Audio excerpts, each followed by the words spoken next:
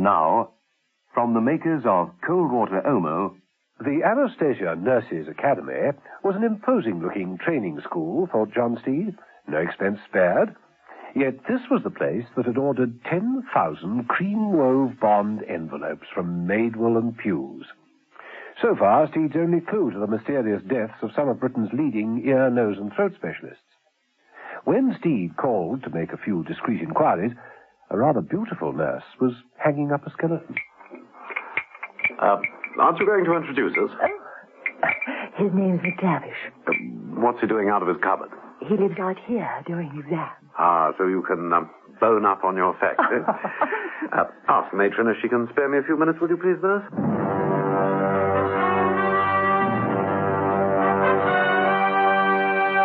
The Avengers.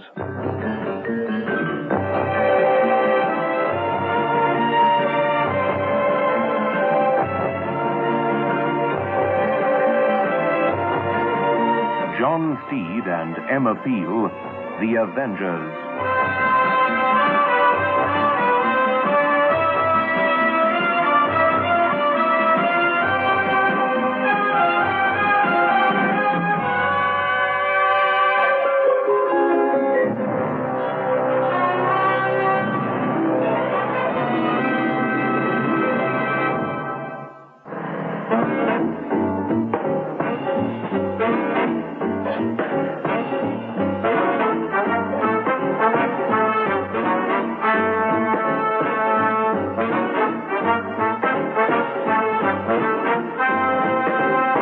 Episode 3 of this story, in which John Steed and Emma Peel, investigating the deaths of the ear, nose and throat specialists, find the whole affair not to be sneezed at.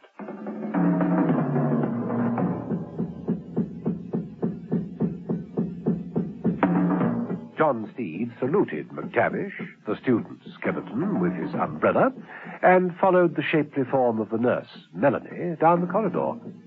He had privately decided that he quite liked women to have a little flesh on their bones. When Matron appeared, Steed wondered if quite so much flesh was necessary. Ah, there you are, Mr. I'm Matron Alice. Morning, matron. What have you to... No, not at all. I only hope I can be of service. Mr. Steed, Ah. you've heard of my foundation, of Oh, course. I'm afraid not. No? Oh, what a cloistered life you ministering angels lead. The Steed Foundation is dedicated to the service of the sick. Oh, I see. Buying your way into heaven, Mr. Steed. Well, it's the only place left, matron. We're thinking of endowing an establishment of this nature. Oh, well, this establishment is unique, Mr. Steed. We pride ourselves in setting the highest possible standards. Oh, I appreciate that, matron. All we can hope to do is to follow lamely in your footsteps. Well, what is it you want to know? Why, the secret of your success. Well, that is simple. We only accept what we consider to be the cream of the nursing profession. Is there much paperwork involved? Paperwork? Well, I'm hopeless at administration, you see. I wondered if I'd be biting off more than I could chew. The amount of correspondence we have to deal with is, well, nothing out of the ordinary. Letters of acceptance or rejection, mostly rejection. We receive roughly 200 applications per month. 1 or 2 are successful. Well, I'm sure you're right to be so selective.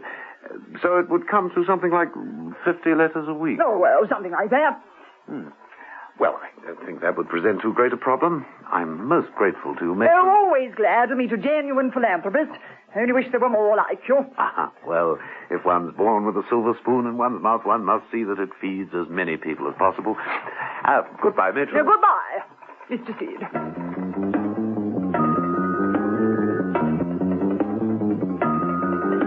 Emma Peel was driving at high speed back from the country. It had been a wasteful trip. She'd tried to follow the Rolls-Royce that contained Preece, the postman who'd been delivering those fatal envelopes. But Preece had been on to her, and had, in fact, completely turned the tables. Mrs. Peel didn't know it, but she was being tailed back to London. Whatever happens, she mustn't see us, Dexter. I understand, sir. It'll be easier as soon as we reach town. There'll be much more of this type of car on the road. They're not easy to tail in a Rolls. I think it's the last thing the young lady expects, sir. Mrs. Peel reached town in record speed and made for Steed's apartment.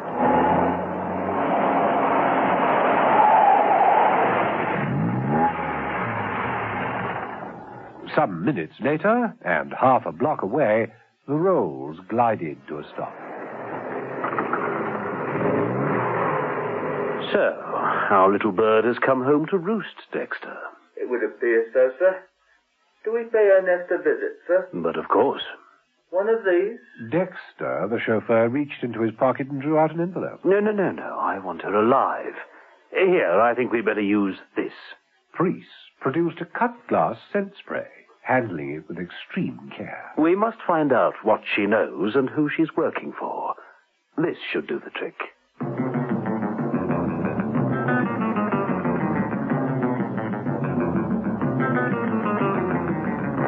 Up in Steed's apartment, Mrs. Peel looked round, saw that Steed's bowler and umbrella were not on the hall stand, and made for the drinks table, poured a large drink, and picked up the telephone.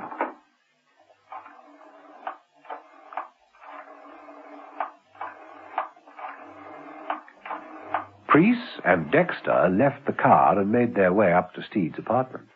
Hello? Institute of Allergic Diseases? May I speak to Dr. Fawcett, please? Yes, I'll hold on. Dexter and Priest, having checked carefully, have found the right corridor and approached Steed's front door. This must be it. Over to you, Dexter. You'll come right over then. Fine, I'll be expecting you. Thank you, Dr. Fawcett. Oh, hey-ho. Yes? Good day. Market research. We're canvassing for opinions on the new perfume due to appear in the shops next spring. I have the spray here. We call it Oblivion. I think you should fall for it. But Mrs. Peel sensed all was not well. She noticed the shadowy figure of the postman in the background. She looked at the scent spray in Dexter's hand and the drink in her own. Without hesitation, she threw the drink in his face. As he stumbled into the room, Mrs. Peel chopped him neatly. Priest swung into action, grappling with Mrs. Peel. Dexter struggled to his feet, clutching at the scent spray. Hold on. Oh, no, you don't. No. All right. I've got her. Help me. Sooner we get her down to the car, the better. Come on.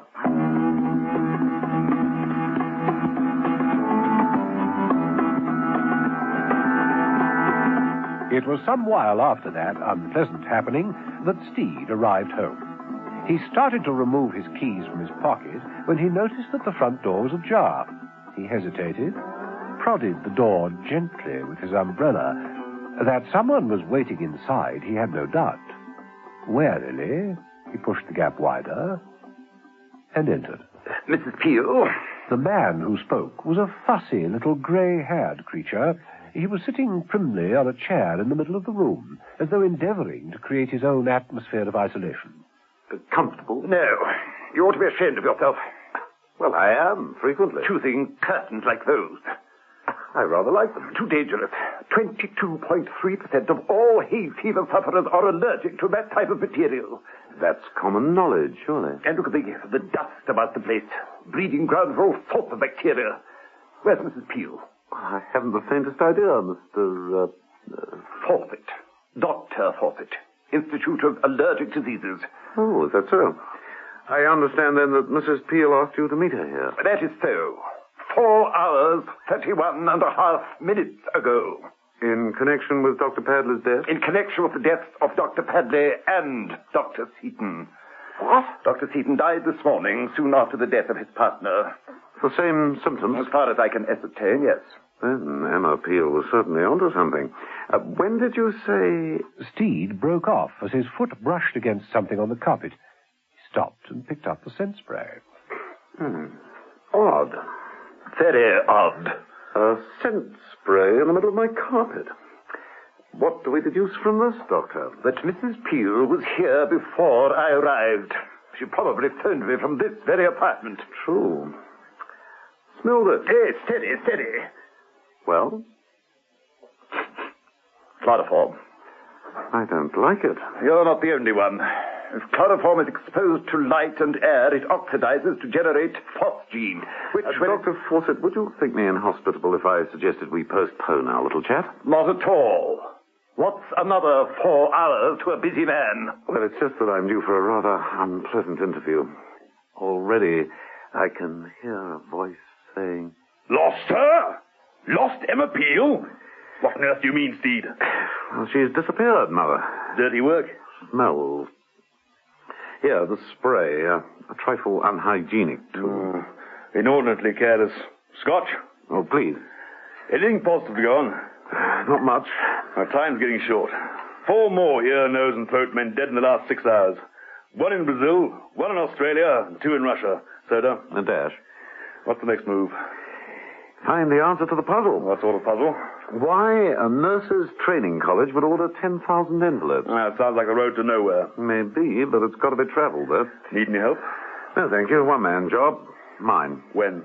This evening.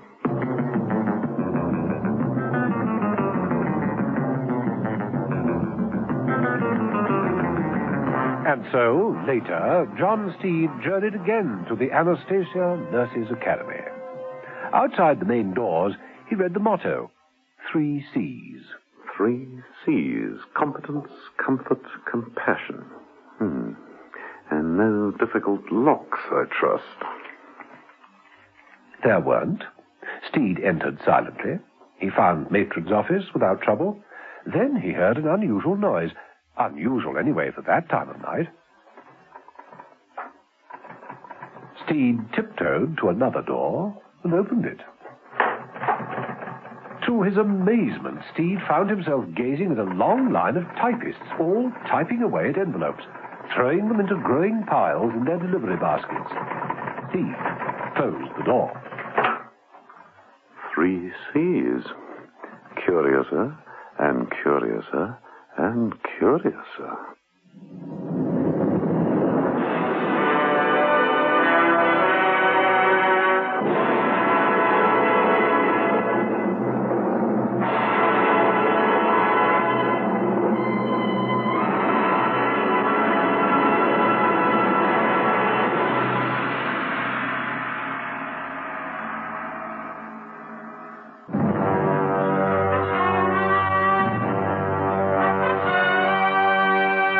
The Avengers.